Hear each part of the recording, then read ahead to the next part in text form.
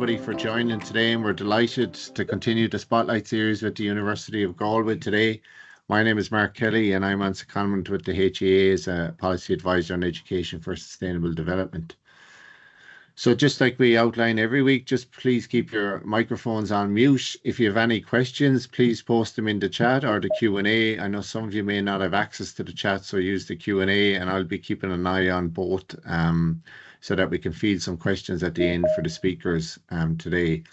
Just to highlight that the session's being recorded as well and will be available on the National Forum Resource Hub in the next week or so. We also have an open call for ESD case studies, so we'd encourage you and your colleagues to submit case studies. There's a template available online that can be populated. And we also have a call on open education resources.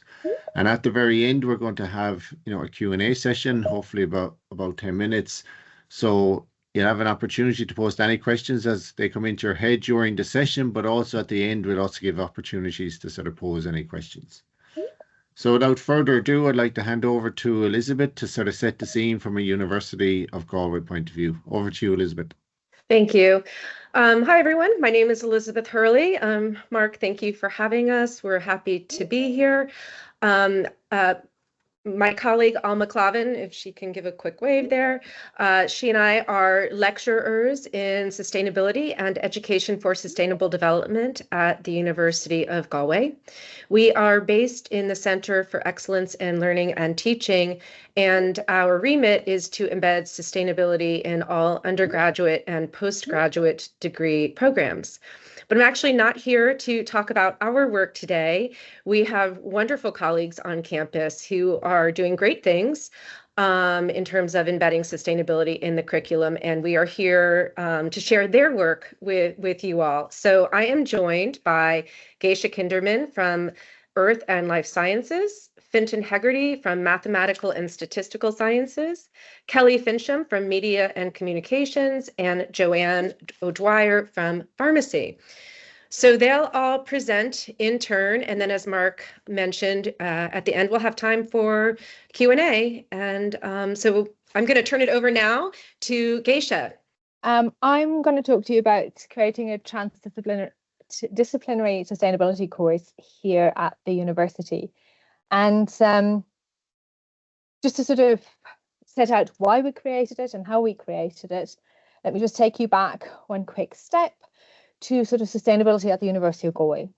And the university has a number of values, and sustainability is one of them, which meant that when sort of the university strategy was being written, sustainability was front and centre, and one of the aims of our overall sustainability, our overall strategy, university strategy, was that through our teaching and research activities, using the UN Sustainable Development Goals as a framework, we will develop the next generation of students, researchers and innovators for tackling society's evolving sustainable development challenges. Sure, easy. It was lovely to write that. Writing these things is easy. But then the question is, what do we actually do in order to sort of meet this particular goal that we set? And the university strategy tallies with our sustainability strategy. And that's how it sort of trickled to me to sort of figure out one of the aspects of how we would integrate sustainability. So our sustainability strategy is built on a learn, live, lead model that you can see here on the slide. And the idea is that on the one hand, all of our students are being given the opportunity to learn about sustainability in the lecture halls, but also beyond. And that is not just our students, but also our wider university community and a wider community beyond the campus that gets the opportunity to gain necessary knowledge and skills. So, and that is a working group that I currently chair. So therefore, it was like, what are we going to do? Well, I'll tell you in a moment what we did. The other part of our sustainability strategy looks at the live element. Live refers to how we implement principles of sustainability through campus operations so that our communities can understand the importance of sustainable living in all aspects of their life, as well as looking at connections to our physical environments, ecosystems, and biodiversity. And then there's the lead element, which looks at developing the campus as a role model and looking at what we can do collectively to address sustainability challenges. So, as I said, it's the learn aspect that became very relevant for us. And we sort of went, look, what can we do to look at a university-wide sort of approach to this? And one of the first things that we actually looked to do was to look at our current alignment of our modules with the relevant SDGs. So we have, over the last few years, been tracking the alignment of individual modules with relevant SDGs. So, you know, how does a particular module meet any relevant SDGs? We've been developing a framework to do this, and it is ongoing. We keep repeating the same sort of assessment of our modules again and again. And what we look at is the name of the module, the overall aims of the module, and the learning outcomes. And then look at how these align with relevant aims and targets for the SDGs. And the last review of this showed that about 10% of our modules align with the SDGs.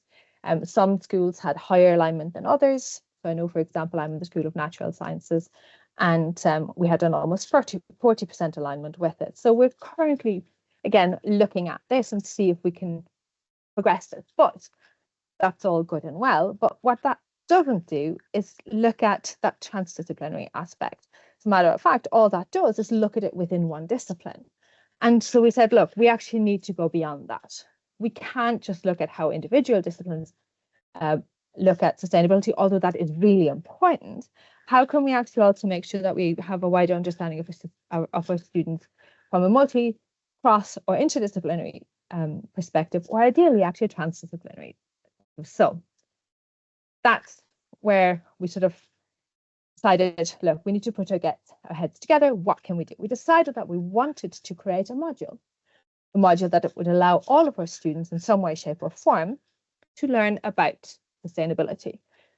So a module that would look at key aspects of sustainability in general, that would look at critically assessing evidence in relation to sustainability, would look at what current approaches there are, will lead on how we can lead on environmental issues, how we can look at sustainable approaches, and how we can actually find solutions collectively. So that meant that if we wanted this to be transdisciplinary, it needed to be more than one discipline. So we looked at who could be involved, who should be involved, and who wanted to be involved. And we went off to sort of initially put out an open call as to who wanted to engage with a module such as this, that would bring all the different disciplines together to present on sustainability from maybe their perspectives, and then figure out how we could also integrate wider discussion in this. So credit where credit is due, I have the privilege of having absolutely fabulous colleagues in this institution. Some of them are on this call here. And so we had colleagues from natural sciences, history, archaeology, political sciences and sociology, engineering, business, Centre for Irish Studies, German, geography, who all said they would love to contribute to this module.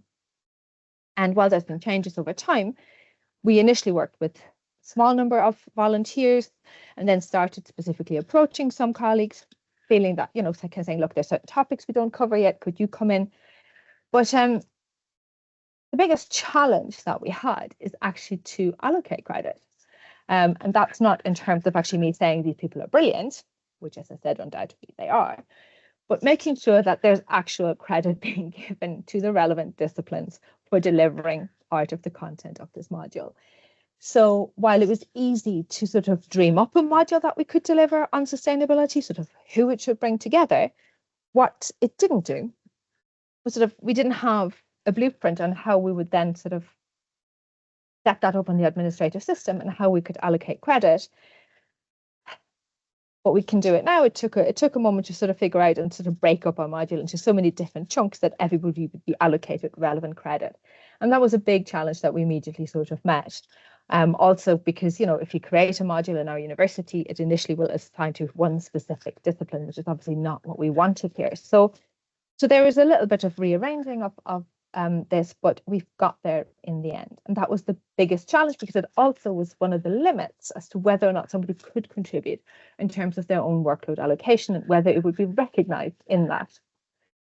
Now, you will also see that not only do I have a whole range of disciplines here, but we also have members of a fantastic sustainability office here who contribute to this, because they can speak to what the university is doing in terms of sustainability and speak to that lead and live aspect of our strategy. And as of last year, we also have contribution from a students' union, because we have a students' union officer for sustainability and the environment, who can talk to our students about actions that they can get involved in. So in general, what we created is a module that over 12 weeks looks at sustainability in terms of what it is, looking at nature, looking at the aspect of humans on this, looking at our communities, looking at the impact of globalization, looking at social sustainability, personal environmental resilience, One Health, the built environment, sustainable consumption, economic and organizational sustainability, information systems and sustainability, circular economy, innovation, then what we do at the university itself, looking at running a workshop, and we include eco-criticism, art, culture and sustainability, as well as global perspective. And you will see, in addition to sort of having individual sessions and lectures on this, we also always include a discussion element where we bring together a number of different members from different backgrounds, different disciplines, to actually contribute to a wider discussion around sustainability and sort of try to make this transdisciplinary as we can, where we engage different questions with a whole range of different disciplines and see how we would solve something together. And over time, if you looking at this, we started small. We started small, and that the first year we had developed this module, it was actually a pilot. We piloted it with one particular student cohort, which was a third year social science course. And so we had 30 students. And they were brilliant, because we also asked them to give us loads of feedback on the module, on the content and what they thought, the content that they thought they wanted to see. And over the years, you can see here, this has grown. We have grown from one course to, at this point in time, you're looking at year 5, we now deliver it in over 100 different courses across the university. It's been integrated into both undergraduate and postgraduate courses. And sort of from our starting point in year 1, increasing it to year 2, over 60 courses in year 3, we came to a point in year 4 where we actually realized delivering one 5-credit module in one semester wasn't actually going to work out for us, simply because there were 2 constraints. One of them was actually being able to fit it into students' timetables, and the other was their participation. What we do now is we deliver a semester 1 version of the course, which is in person, which is in one of our lecture theatres. And then we deliver a semester 2 version of the course, which is aimed in particular at students who are in semester 2 on placement, who are part-time or blended learning students, and we deliver this online. So we just, as I said, if we had all of the students in the same place at the same time, we actually wouldn't be able to fit them all into one of the physical venues. So therefore, you know, we had to sort of start thinking about how we could do this. Now, as I said, it's not always been necessarily an easy process, but there's a lot of learning to take away from it. But it is something that we're very excited to have achieved at this point in time. This course is now delivered across 3 of our 4 colleges in the university. We're looking to make sure that it's integrated into the 4th also. And as I said, at this point in time, the semester 1 module is available to 94 courses and the semester 2 module to 111. So the idea is that our students at some point in their academic career with us have the opportunity to take this module. That may be either as a core module, or as at least that they have the option to take it as an optional module. A lot of work had to go into sort of making sure that our colleagues were willing to integrate this into the different course curricula, making sure that our colleagues were aware that this module existed. And I have to say, we learned an awful lot along the way. We also have changed how we assess the module over time. One of the big aspects that we do now is making sure that we have one group assignment where different groups of students from different disciplines work together on tackling a sustainability challenge, trying to kind of keep a more transdisciplinary element for the assessment as well as the teaching aspect of it. And you know, trying to make sure that they have access to as much information as possible when they want it, and you know, also get exposed to as many different disciplines as possible. So what have we learned? just to sort of summarize this. This slide was part of a presentation I gave on what the students learned. But actually, I also think it very much fits into what we learned as the staff who deliver it. And while the students through this learned teamwork through their group work, our staff also learned how to work together. We figured out how to sort of make this work by collaborating, reviewing this course together, and putting our thinking caps on in terms of critical thinking and problem solving as to how we could address some of the issues in terms of making sure that this got integrated into different courses effectively, how to deal with timetable issues, because that's the other part of it as well. How do you make sure that you actually timetable as best as can, which again is where that second semester online version comes in. The allocation of credit, all of that sort of posed challenges for us that we had to figure out how to solve. There's the adaptability as well. The more students we got, how would we make it work for all of them? How can we find a more diverse delivery format? Empathy. Students learning empathy and by looking at the different disciplines, how they approach it, but also for our students to for our staff to have empathy with not just each other, but also with our students, because sometimes this can be quite overwhelming. And resilience for students. How do we make sure that our students actually not get discouraged to actually study this, because sustainability is so big? There's a lot of sort of potential for anxiety. So we now provide students with support resources. We give them support resources as to how they might be able to deal with anxiety that is raised by content in the course. We link them with the series of our eco cafes that we're running, for example. So we're trying to make sure that the students, needs are looked after, but also for our staff, making sure that we don't also lose our mind in light of the madness that can be the admin side of things of this. And obviously creativity, students and staff as well. It is a creativity challenge for all of us collectively. But I'm very happy to answer any questions or queries on this. And if anybody's looking to do something like this, happy to provide advice. It seems to be working for us at this point in time. Student feedback is really, really good. We always ask our students for feedback on this. And so far, the course has been faring very well. The students really enjoy it. We've changed some of the content based on our student feedback. So this is where we currently are. So thank you very much. And I'll hand over to the next person. Wow. Thank you, Geisha. What a heavy lift. Thank you for sharing the history and providing us, with insight into what was involved and the lessons learned. Thank you so much. All right, so next up we have Fincham Hegarty from Math and Statistical Science. My remit really is the promotion of the Irish language within the College of Science and Engineering. So most of the presentations I give are in Irish. So my slides are in English for this, but I might flick over and back between the two. Okay, so an Mar Iarman príomhhaim atá ná an Gaeilge Corcan Cín ag láiste na Hólachtas Néanúirteachta, agus an rud a bhí wing ná modúl a bhra go thomláin trí Gaeilge, ní raibh gurí deireadh go mbeadh aistriúcháin a rud a bhí an hana in Merla. So agus ní cosúil go bhfuil a lehéid ar fáil in Gaeilge nó in Merla hana, cínte an éireann ar a leith neadar faoi thar lear. Ar nó tá an Inbhuanaitheacht ar fad, ar táfach dún ar fad is dói nach é seo an luchtéiste go bhá sin a bhíú dóibh. Tá an Inbhuanaitheacht an lehan ó híomh nó rudí gur féidir bhrúisteach an. So cí be rud a gurí caint faoi chuomh mataide tá sé an éasca sampla a aimimsú ó híomh an Inbhuanaitheachtaide a bhfuil fel noch.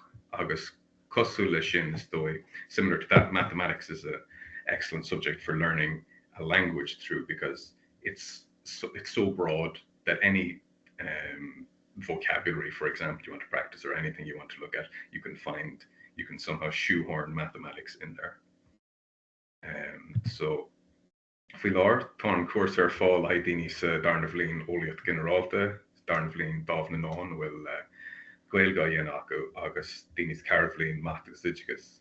So, and then those people in the second BA Arts studying Irish, they won't have done mathematics since leaving cert. So that was one of the challenges, obviously, was catering to people who had done mathematics for first and second year, and even in third and fourth year in the case of the maths and ed students, and teaching mathematics that was still interesting for both cohorts, but also doable, I guess.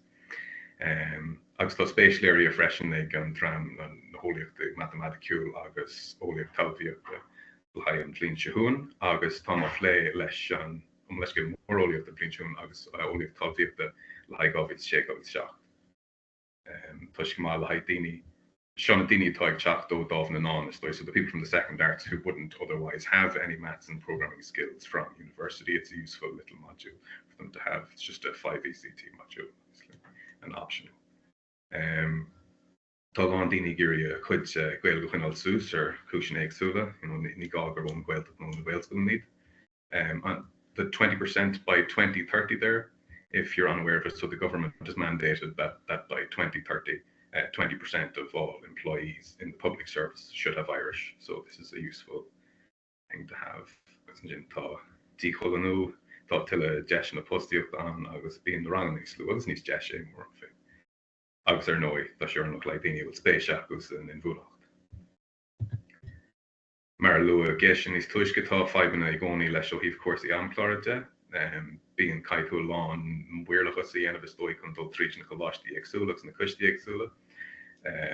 For example, like we had one of the colleges or the appropriate courses forgot to list the module as an option for some of its students, and then another course had it listed as 100% CA when it's 50-50. So these things is there's the more people involved in the course, obviously, the more you have to keep an eye on what is being advertised from the various disciplines. Neuromatigiri Kamukanor 4 Lee, it's your course you tan ha. Cotton which can school Ruddy Mariara and Gucci there in Latin Kane Mariara. Agus Arish Marier Lewis Luak Gesha ton resource allocation on the FTEs, because you could adult mach. August being the need to Ruddy Ahru is the origin. Acnil Shin Firo even in one of the general this. Can just na Japartí of Yan, no, Gamach skill in the egg sula dermot egmadini or le. August, so when pre for to do such much, not new such much Python, August pandas con on Reeve Daiquiri and of a story. So the spawning a chantive shin her ball. So I'll show you a second how we use programming to how shall we say to balance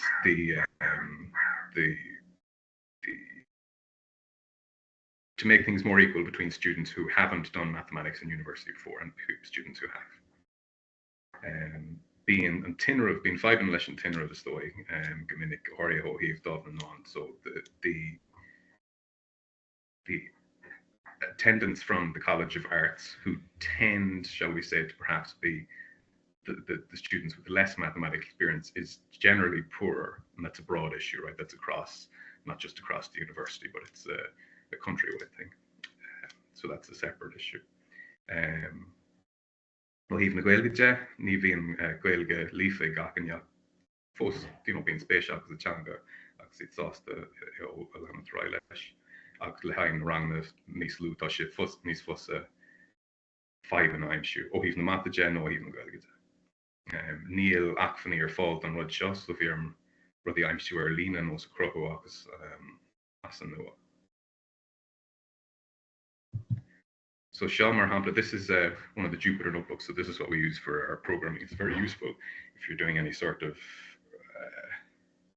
arithmetic with them, shall we say, or anything that requires any heavy computation. So it's essentially, I guess, like a PDF, but within the PDF that you write, you can also have some code. You can embed some code into it, so you can get the students to do the calculations within their set of notes. It's a very nice way to teach this. So this is largely what my lectures would have been based on, using these.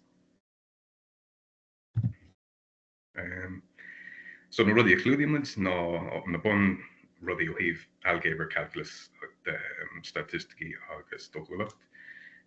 So cludium is ruddy ohiv acfany et all amach optimal, Markov chains, Graphen agus chorish tastal pi bli mar hamblus alehage, matrici Leslie agus Fostena. Lesson calculus, brand major SIR models, shin like student, or sorry, susceptibility, infection and recovery rates. a lot of Volterra bin predator-prey models, no Krach agus Krachadora, agus an sin range calculus eile. Agus an sin ó híh an dóchúlacht agus stadarmhte, Jenimid beganín sunrólaocht agus Python agus pandas, agus branding with an confident intervals agus data representations really agus an sin Dara just ban Medusa and skill na tá fólmag an chun brand sheer right alt no le hedge samian no. Agus sin sample eile, so an seo is féidir.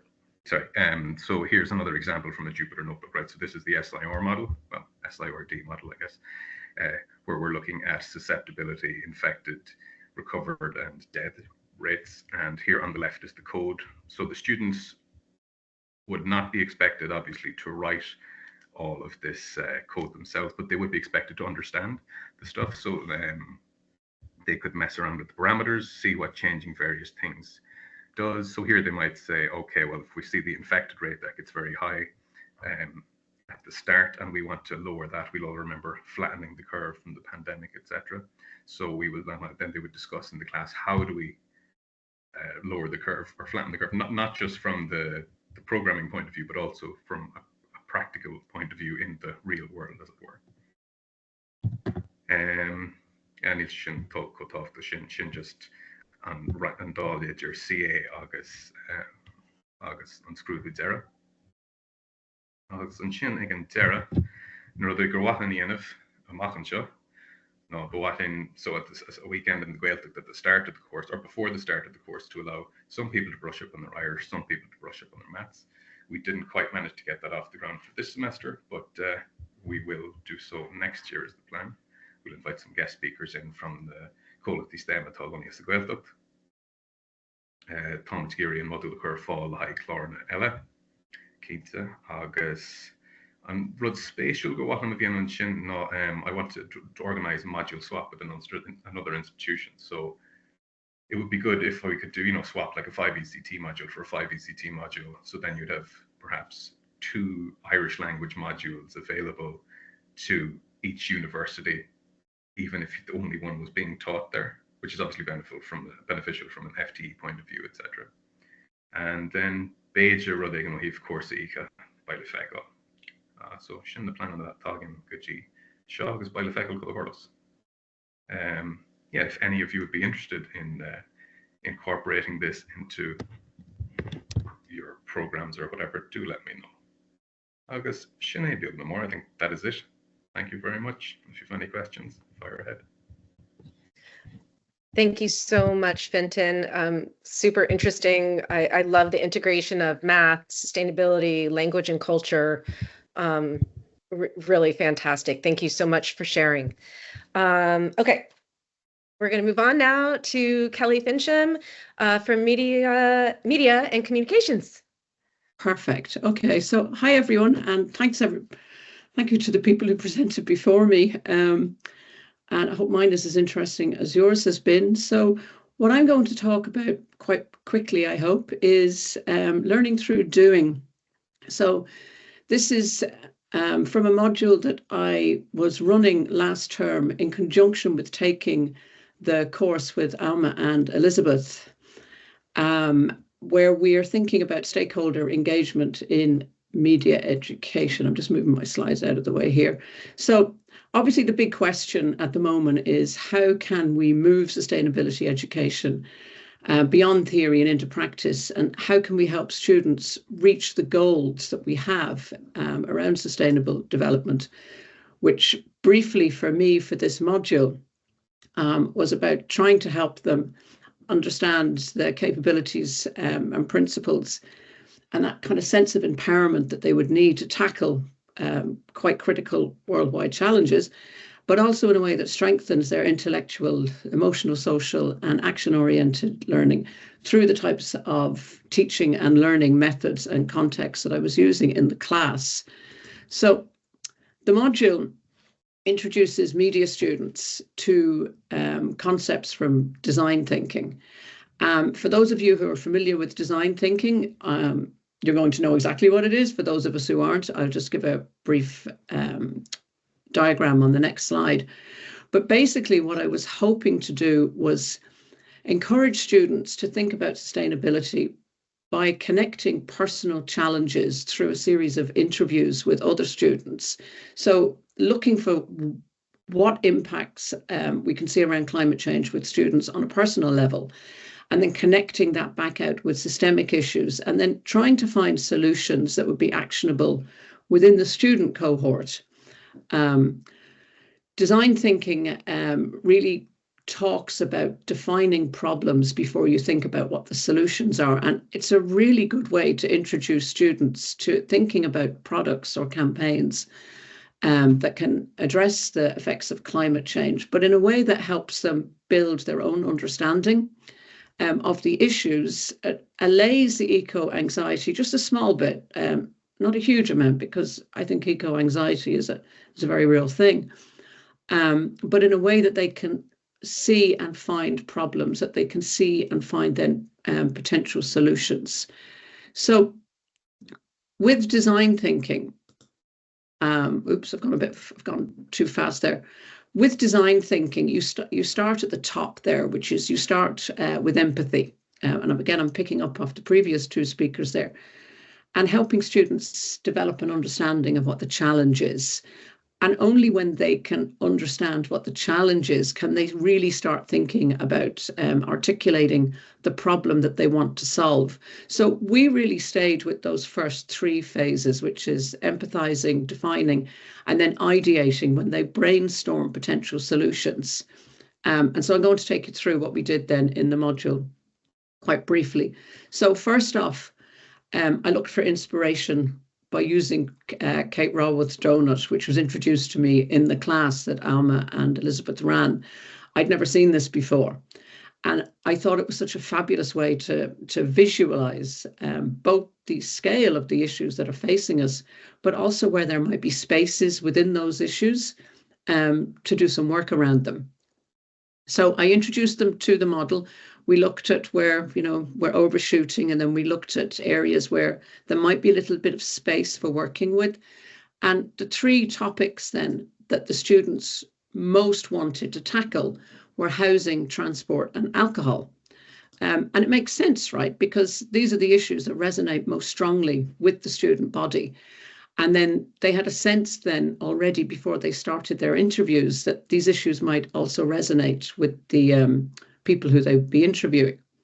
So with empathy interviews, what you're really trying to do is get a very deep engagement with the stakeholders through those series of empathy interviews. They're a very specific type of interview. It's where people talk about their work, their challenges, and their experiences. And a lot of the conversations are around how people feel. How do they feel in that moment? So for the students who were looking at housing and commuting and alcohol, it literally comes down to how do you feel when you're at home in that bedroom, in that house that you don't like sharing? How do you feel when you're at the bus stop and it's wet and the traffic has gone by you again? How do you feel when you go to a party where it's all about alcohol, but you're being cautious because you have to get that late bus home? And so by really digging in to how people feel in those moments, it encourages that sense of empathy and then helps the students identify the issues and then move out beyond the abstract to start thinking about, well, what might a potential solution look like? So from the empathy interviews, which again are around those big topics of housing and transport and alcohol, which they identified by using the donut, they saw these big three themes emerging. And they're sort of the same, really, when you look at them, because they all overlap. But it's a sense of loneliness, a sense of isolation. And then over all of that, like the overarching experience then is really one of a lack of connection. So as the students dug into the empathy interviews, they were coming at it, remember, from thinking about climate change and thinking about some of the big areas within climate change, which was the housing and the transport and the alcohol. And then they were finding that there was an awful sense of loneliness from the long distance commuting, which could be transport, but it's also unfriendly housing situations. One student actually, when we were doing, it's called a Lego activity where you sort of build how your person feels. the student built a Lego bed with a little Lego person on it and a little Lego door that was always closed.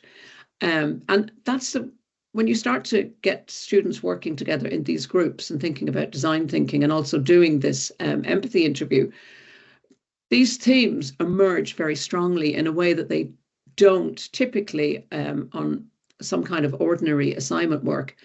So very much the students reported back that the people who they were talking to, who were other students, were seeing this huge sense of isolation from the community, from commuting. There was a lack of connection. A really big thing that kept coming back, which is interesting when we think about all of the effort around post-COVID, getting that sense of community and the university experience, is that students are very much feeling detached from any kind of meaningful university experience because they feel like they're being shuffled in and out of lecture halls and they've got nowhere to go on campus until after the last lecture. So then that led to the findings then that the students came up with. Transportation was creating loneliness through the long commutes. There was cutting into any kind of social time, and it created that sense of disconnection from campus life. The problems around housing were forcing students either into unfriendly or very distant living situations, and again, was inhibiting any kind of sense of meaningful connection. Alcohol, I was extremely surprised at the issues around alcohol that the students reported.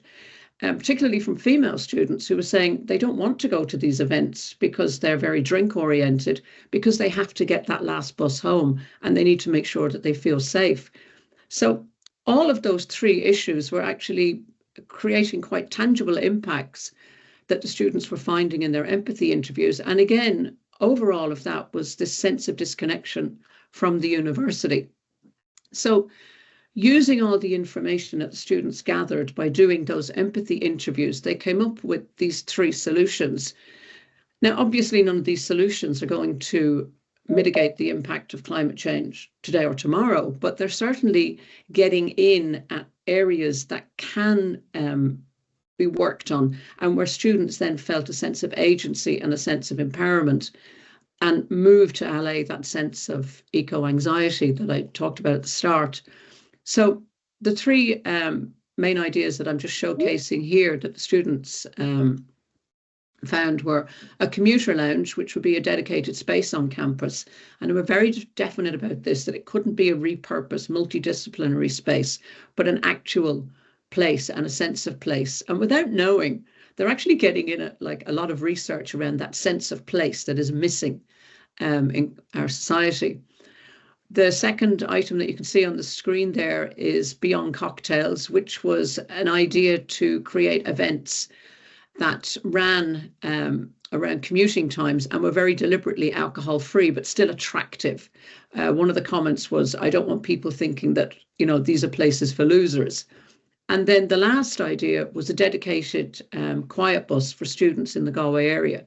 So those of you familiar with the Galway area will know that it's very poorly served by public transport, particularly out in this area called Matamaitic, where a lot of students live. And in these three ideas, they were trying to come up with ways that would create a sense of community and end that sense of isolation for the students. So what we took away from it then was that solving big issues like housing and transport and alcohol under the umbrella of climate change is really hard, but learning how to tackle where those issues intertwine and getting at how they make people feel can be more manageable. So the last screen I'll leave you there with was just the feedback from the students after they had finished the module. Thanks for that. Hope we didn't run out of time. Not at all. Thank you so much, Kelly. I love the integration of design thinking and pairing that with integrating sustainability into a module. Really interesting and powerful. So thank you so much. All right, Joanne O'Dwyer, last but not least of our speakers from pharmacy. Take it away, Joanne. Thanks so much, Elizabeth. Thanks, Joanne. Perfect, thank you. So I suppose I'm coming at this today from a slightly different angle. Everybody who's presented previously has talked about their students and their modules. I'm embedding sustainability in a course that does not yet exist. So here in the University of Galway, we are starting a new pharmacy programme with a planned intake for September of 2025. So I suppose when we were looking at kind of planning this programme and developing the curriculum, this course was on offer from Celt here in the university, run by Elizabeth and Alma, on embedding sustainability in the curriculum. And because sustainability is kind of a pillar in our university strategy, I really thought, okay, I wonder, is this something we could look at for pharmacy? At a very different stage, I suppose, to any other course, because we haven't started this yet. So we actually have the opportunity to kind of get something right here from the beginning. And I suppose when I thought about it, I thought a little bit like, okay, sustainable development goals and pharmacy, that's very clear. Good health, obviously related to pharmacy in the sustainable development goals. That's kind of clear cut, that's it. Then I met Elizabeth and realized that I needed to change my thinking on this slightly. And that actually, you know, there are lots of sustainable development goals that are very relevant to pharmacy and to other healthcare professions. So, for example, something I would think about as a pharmacist a lot is, you know, gender inequalities, what, you know, who have clinical trials being performed on, where has that evidence come from, and, you know, are we always certain that we're giving the best treatments to the best patients, and where are we getting the evidence for that? And I suppose the other thing is that pharmacists who work in the community as really accessible healthcare professionals can be very important in allowing people to access, or kind of giving people the information they need to access healthcare. People who've just arrived in the country and don't know how do you access healthcare here. So I suppose thinking about that, I kind of thought about how pharmacists could really be involved in sustainable development and sustainable development goals.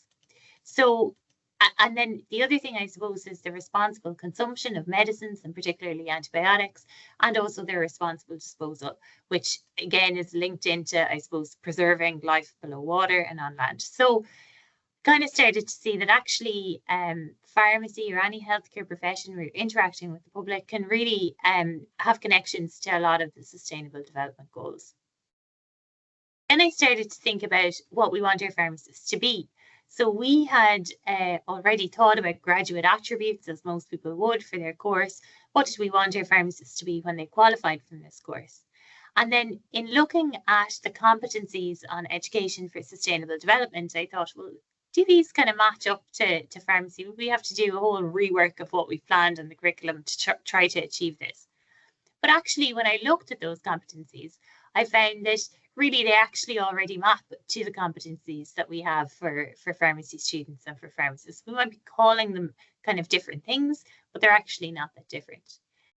And, you know, because I mean, so much of pharmacy or any healthcare profession is advocating for patients, thinking ahead, what will happen if I do this one thing, what might happen if I do something else, working as a team, critical thinking. And so all of these mapped perfectly in some ways onto the competencies of education for sustainable development.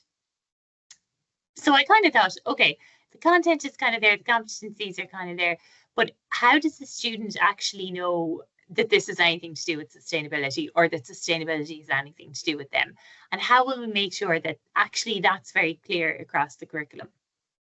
So I suppose the stage we were at the time was developing the curriculum, and in doing that, obviously pharmacy is a regulated profession, and so there are lots and lots of guidelines about what your curriculum should be and what should be included. But in the way that we had designed it, for every module had to be reviewed by the module lead. And so we had a guidance note for module leads around, again, some of these regulatory standards, the hours, the number of lectures, the workshops, etc., that needed to be in a module. So I thought, well, what if I could add to this document for the module leads a paragraph essentially on sustainability, on the importance of sustainability for the students and also its priority within the university. And so I did that, and I added in some things around connecting your content to the SDGs, looking at the key competencies for ESD. I mean, the learning methods and the resources were kind of already included in this document, obviously as best practice anyway. I included a point on eco-anxiety because I thought this is something people may not think of, so it's good to have it in this document. And I suppose the kind of eye-opening one for me was decolonisation. So anyone maybe who's trained in a healthcare profession, you know, you're thought about evidence, you follow the guidelines, you look at, you know, what the clinical trials say and you apply them, and that's that. It's all very simple and clear cut. But thinking of decolonisation, I thought, well, that's great, but it's probably all based on a very Western system of medicine. How good were those clinical trials anyway in the beginning? And actually, should we be giving students a kind of more global appreciation of what evidence is and what healthcare is? So in this guidance note for module leads, I included, I suppose, a prompt for the module leads to review their module and say, you know, have we resources that we can use here that might allow the students to kind of expand their knowledge and to see things from a slightly wider angle. And I'll show in a minute how I kind of applied this myself to a module, but you know, in doing that, what I found was, of course, the resources I had included were the ones I liked, the books I had read or read all the time. And actually, when I went to the literature, and you know, there were lots and lots of good resources that came from kind of other areas of the world that would be really, really useful for the students as well.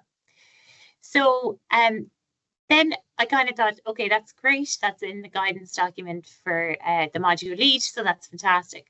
But how are we making sure this is all linked together for the students so that between all of the modules in a particular year that we don't have too much overlap, that we have material being taught on sustainability that kind of complements what's being taught in other modules, and then that from year to year we're kind of increasing the complexity of this, we're ensuring the theme runs through.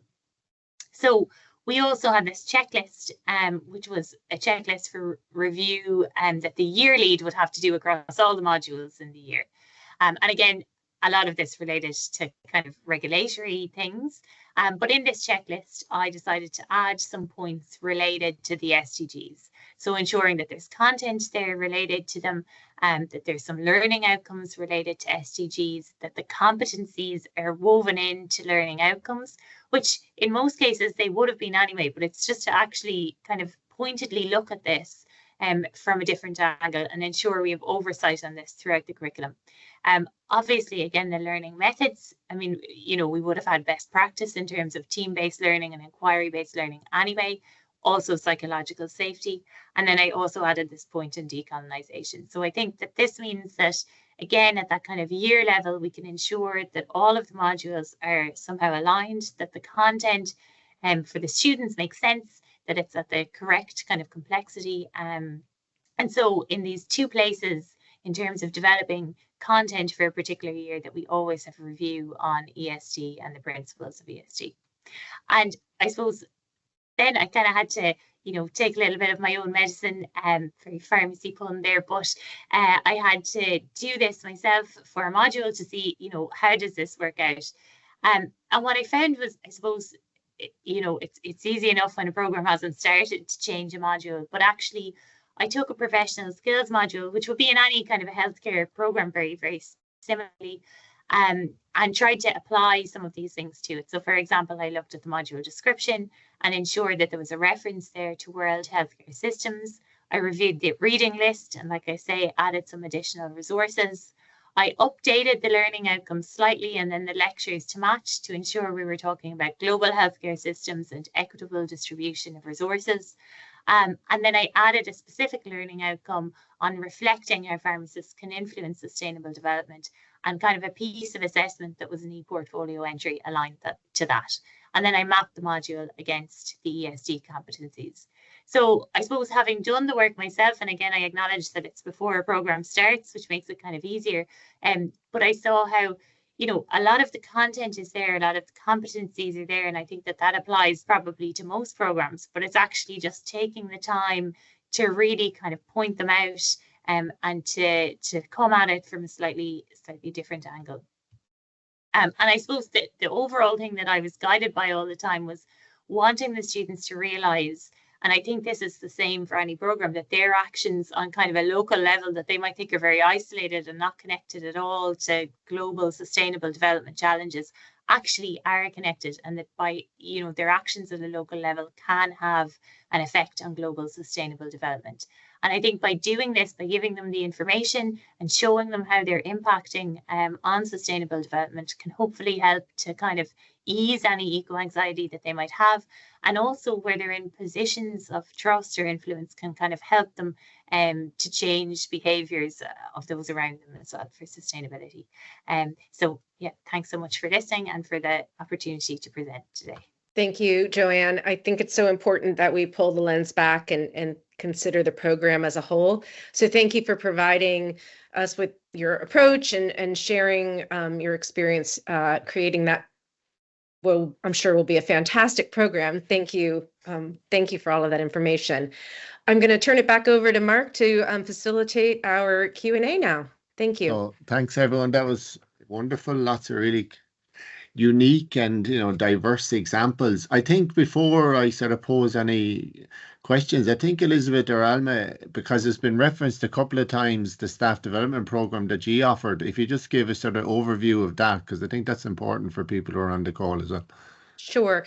So as with our position in the Center for Excellence in Learning and Teaching, we are able to offer professional development and pedagogical support to anyone on campus working to embed sustainability in the curriculum. So Alma and I last semester ran a micro-credential embedding sustainability in the curriculum. We had 16 participants, 3 of them, Kelly, Joanne, and Fincham, are here today.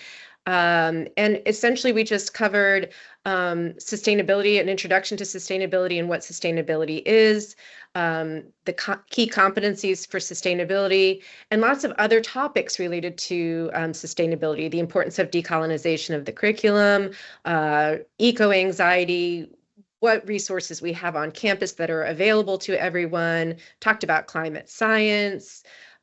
So lots of different topics were covered. And then the last 2 sessions focused on curriculum design. So, with all of that information and having thought about how sustainability relates to curriculum, how do we then begin actually integrating it into our modules? So the last bit of the micro-credential was very practical in that regard. So if anyone has any other questions about that now or later, feel free to reach out to Alma and I. We're happy to talk more about that course. And I suppose, like, with that opportunity for staff, and I'm not speaking for your staff, but it provides an opportunity, as Joanne sort of outlined there, to look at things through a different lens and provides that support for staff who are, and I think all the examples, like a lot of these times it's implicit, but it's not explicit. And it just gives people the confidence to sort of explore them. There's no questions in the chat Q&A. If anyone has a question, they can raise their hand, but I'm going to sort of pose a couple of things. Like, first off, with Geisha, and she can make a comment to this if she likes, don't let perfection get in the way of progress. That you initially, you started to something, you tried something, and now it's turned into this big, huge thing. So if you just want to have a comment on that, I suppose, because people always want it to be perfect. Oh, look, this is not perfect when we started it, and we sort of gave it our best shot. But what we did, and I think what really worked well for us, that we had a small cohort that we trialed it with. That we had a small cohort that we trialed it with who were really willing to also engage in the process in terms of the students. They were really, really happy to give us that feedback, which worked so well. Yeah, it grew from there. It was a total sort of victim of its own success at this point in time. That we sort of all going, oh my God, we have so many students. What do we do? But it was, no, exactly. And it's evolving. It's still evolving. And I think that's totally okay. And I think it should be, because I do think we should always look back as to what we're delivering and how we're delivering it, whether it works. And sometimes that just means you have to make changes as you're going along. I don't think any of us, if anybody has done it, fair dues. If you put out a new course, a new module, and it's immediately perfect, well done. I have not done that yet. So I'm forever reviewing my modules and what I'm doing. Yeah, thanks, Keisha. Just a question in the chat there about the micro-credential being available outside of the University of Galway. It's sort of inbuilt, and Elizabeth Alma can jump in, but there are national open courses that are available. So I don't know if you want to comment on that. Like, there is, what I see across the sector, obviously, is lots of staff development. Everyone is sort of developing their own version of it, I suppose, within their sectors. There could be an opportunity to look at something national, but the open courses from the National Forum are sort of meeting that demand. I don't know if Elizabeth or Alma want to comment. Actually, I'm going to give Alma a chance to speak and let her take this one. Yeah. Yeah, hi everyone. So the microcred is in person. It's over 7 weeks, and at the moment it's just for University of Galway staff to give them time to consider ESD. There are elements of it that we do teach on the open course, embedding sustainability in the curriculum as well. That's particularly the curriculum design-led aspects, looking at learning outcomes and assessment and learning activities. Yeah, so I'll put some links into the chat there for those 2 open courses. So one is on education for sustainability, and the other one is on embedding the SDGs across the curriculum. They're both 6 weeks long. You can do an additional 2 weeks to become a facilitator. And what they are is a collaboration of lots of different institutions coming together. So it's been really good so far, and long may it continue. Like I loved all of them. And they all came at sort of different angles. And I suppose with Fintan's, okay, it's the Irish language, but it's also the culture. And I'm wondering, Fintan, what the sort of feedback is from the students themselves that sort of undertake the elective or the module. How do they, like, are they thinking, oh God, I didn't expect this? And someone made this point that the opportunity to continue the language on into higher education, I think, is really powerful as well. They're enjoying it, I hope, for the most part. It's fun stuff. The science and the people with better maths are definitely enjoying it more, I think, because they're getting to learn lots of new fun stuff. And the arts people, as I said, they're fine. They'll be fine. They'll pass. But it's and they're obviously enjoying doing the Irish as well. But I think I would lean more to getting more science people into it.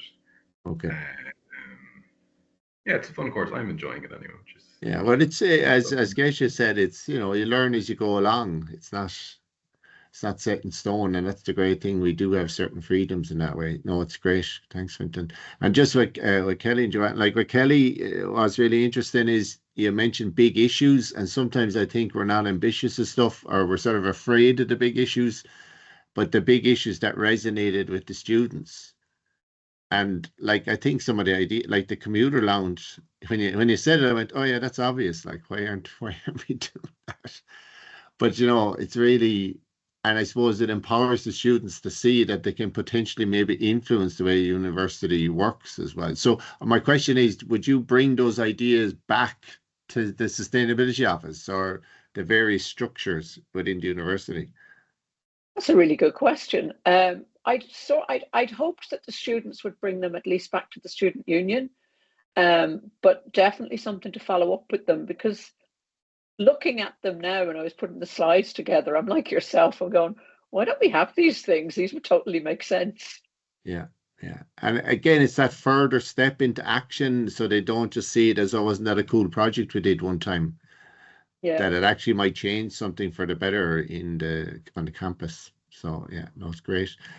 And just finally, Joanne, like what I loved about yours, Joanne, is like you gave a direction, but did it within existing structures. Here's a guideline. I was given the guideline anyways. And what I'm interested in, do you think the fact that you had to walk the talk as well, and you could share an example, do you think that is a big motivator for your colleagues that, well, she did it, so we, Yeah, absolutely. I think so. I think it's a motivator, and it kind of, like I suppose when I went to look at a module and I thought, well, this is pharmacy professional skills, how am I ever going to make this relevant? But then actually it was quite simple. So I think, when somebody can see that, they can kind of say, okay, actually, if I add in a little bit here, this isn't the biggest job in the whole world. And I think it also puts me in a good position to hopefully, I suppose, give assistance to other colleagues if required on what to do, or kind of chat to them or have some ideas on that. But yeah, I thought that was an important thing to do, because I guess it's very easy to say everyone needs to go off and do this, but you kind of have to lead a little bit there by example, I suppose. Yeah, thanks, Joanne. Look, just thanks to everybody. Another fantastic session. As I said at the beginning, the recording will be available early next week. Thanks to Colin in the background. Thanks, Colin. So next week's session on March 21st is going to be TU Dublin. So, please register, please pass the word to everybody. But just thanks again to University of Galway, a great session, and have a great weekend, long weekend, and get some plenty of rest. Thanks, everyone. Thank you, everyone. Thank you.